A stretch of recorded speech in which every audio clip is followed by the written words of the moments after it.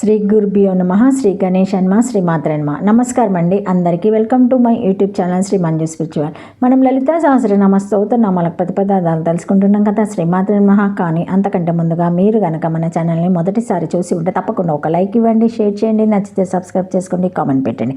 దయచేసి వీడియోని ఎక్కడ కూడా స్కిప్ చేయకుండా చివరి వరకు చూసే ప్రయత్నం మాత్రం చేయండి ప్లీజ్. ఇంకా వీడియోలోకి వెళ్ళిపోదాము. శ్రీమాత్రే నమః. 912 నామము సవ్యాపసావ్య మార్గస్థ. నిన్నటి వీడియో నామమే కంటిన్యూయేషన్ అండి, తప్పకుండా చూడగలరు. 912 నామము కంటిన్యూగా ఉంటుంది ఈ వీడియో కూడా. అట్లే అక్కడే నాగవీధికి ఉత్తరమందు సప్తమహర్షులకు దక్షిణ భాగమందు దేవయానము ఆర్చిరాది మార్గము గలదు. అది సూర్యునికి ఉత్తర దిశ యందు ఉన్నది. ఇంద్రియ నిగ్రహం కలవారు సిద్ధులు, నిర్మారులు, బ్రహ్మచారులు, ఊర్ధ్వరేతాస్కులకు 88,000 మునీశ్వరులు మహాప్రళయమగు వరకును సూర్యుని ఉత్తర మార్గమగు ఆ దేవయానము చుట్టుదురు. వీరందరూ సంతానకాంక్షను విడిచి విరక్తులై స్త్రీకాంక్షలే లేకపోవటచే మరణమును పొందక ఉన్నారు. వీరందరూ లోభమును, మైదానమును, ఇచ్ఛాద్వేషములను, ప్రవృత్తి మార్గమును, కర్మకాండమును విడిచిపెట్టిరి. వీరందరూ కామమును విడిచిపెట్టుట చేతను ఇచ్ఛాదులందు దోషం గలదని తెలిసి విడుచుట చేతను పరిశుద్ధులై అమృతతత్వము చావు లేకపోవుటను పొందిరి. అమృతతత్వం అనగా మహాప్రళయమగు వరకు ఉండుట. ఈ ప్రళయములో పంచమహాభూతములు కూడా లయించును. అనగా 3 లోకముల భూర్భువస్వలోకములు ఉండునంత కాలము ఉండుట. అనగా త్రిలోకములున్నంత కాలము తిరిగి చావు లేకుండా ఉండుటకు అపునర్మణమని పేరు. దేవతలందరూ అంతటా తాము ఉపాసించుచున్న దేవతా స్వరూపమును భావించుచుండవలెను.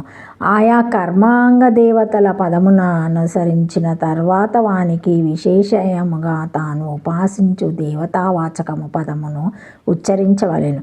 ఇది వామమార్గ లక్షణము. దీనిలో అన్ని కర్మలందును తన దేవతానామమునే ప్రయోగించుటచే నిత్యకర్మ అన్యఫలము కూడా శ్రీమాత్రే నమః అన్యఫలము కూడా స్వాదేవత ఉద్దేశంతో జరుగుట వలన ఆయా కర్మలకు ఫలము ప్రత్యేకంగా సంభవించదు. అనగా దేవర్షి పితృకర్మలచే వారి రుణాత్రయము నశించదు. ఈ మార్గమందు రుణాత్రయ విమోచనము కాకపోవటచే ఈ పాతకము మాత్రము మిగిలి ఉండును. దీని శాంతికై మరికొన్ని జన్మలు ఎత్తవలసి ఉండును. కావున ఈ మార్గమందు క్రమముక్తియే కానీ శీఘ్రముక్తి కలగదు. దక్షిణ మార్గములో మాత్రం శ్రౌతాది కర్మలందును ఆయా దేవతలందును తాను పాసించు దేవతనే భావించవలేను అనేది నిర్బంధము లేదు. ఒక్కొక్క దేవతను గురించి ఒక్కొక్క తంత్రము గలదు. దానిలో ఆ దేవత విశేషముగా అనేక కర్మాలు విధించబడినవి. నిత్య నైమిత్తికాదులన్నీ ఆ కర్మలకు అంగములుగా చేయవలేనని నిరోధము లేకపోవటచే నిత్యకర్మలను కానీ చేయవచ్చును. దానినే తత్కర్మ ఫలమగు రుణత్రయ విమోచనమై పాప పరిహారమగును. దానిచే శీఘ్రంగా మోక్షము సంభవించును. వామ మార్గంలో ఆలస్యంగా ముక్తి కలుగును. దీనిలో రుణత్రయ శుద్ధి జరగలేదు కనుక అది జరుగు వరకు కొంతకాలము ముక్తికి ప్రతిబంధంగా ఉండుటచే జన్మ కలుగును. అట్లయినచో అనుష్ఠానంలో కఠినమైనది మోక్షమును కలిగించుటలో ఆలస్యమైనదని అగు వామమార్గమందు శిష్టులెందుకు ప్రవేశించుచున్నారనగా గొప్పవో కొద్దివో కొన్ని ఆహాయిక భోగములు అనుభవించవలెనని కోరిక కలిగిన వారే ఈ భోగానుభూతి ఏమైనా తర్వాతనే మోక్షమును పొందవచ్చును.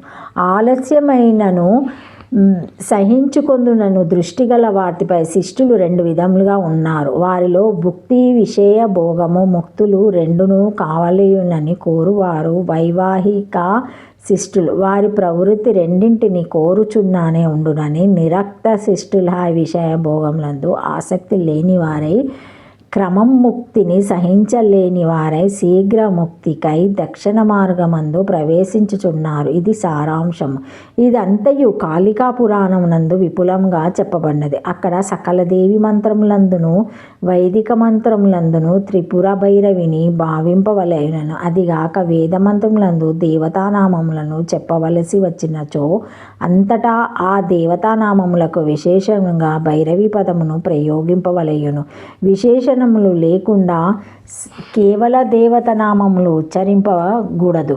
అపహ పునస్తుల అను మంత్రములను ఉచ్చరించి త్రిపుర భైరవీం స్వహ అని ఉదకమును ఆచమించవలయును. ఇట్లే ధ్రుపదాదివముంచతుగు అను మంత్రము ఉచ్చరించి త్రిపుర భైరవిని అని పలికి ఉదకమును విడవలయునని వేదమునందు ఉన్న ఇదము విష్ణురివే చక్రమే అను మంత్రమును మృతికాను గ్రహించుట మంత్రించుట మొదలగు కర్మములందు వినియోగించెదరు. దానిలో విష్ణు అను దేవతనామము తర్వాత భైరవ అను పదమును ప్రయోగించవలేను. ఇట్లే త్రిపురాం భైరవీం అని ఉచ్చరించి గాయత్రి ఉచ్చరింపవలేను. సూర్యునికు అర్ఘ్యమిచ్చినప్పుడు మార్తాన భైరవాయ సూర్యాయ ఇదమార్ఘ్యం సమర్పయామి అని విడవవలేను. ఉద్యాత్యం జాతవేదస్స అను మంత్రములందు సూర్యం అను దేవతానామము ఉచ్చరించిన తర్వాత భైరవం అని ఉచ్చరింపవలేను.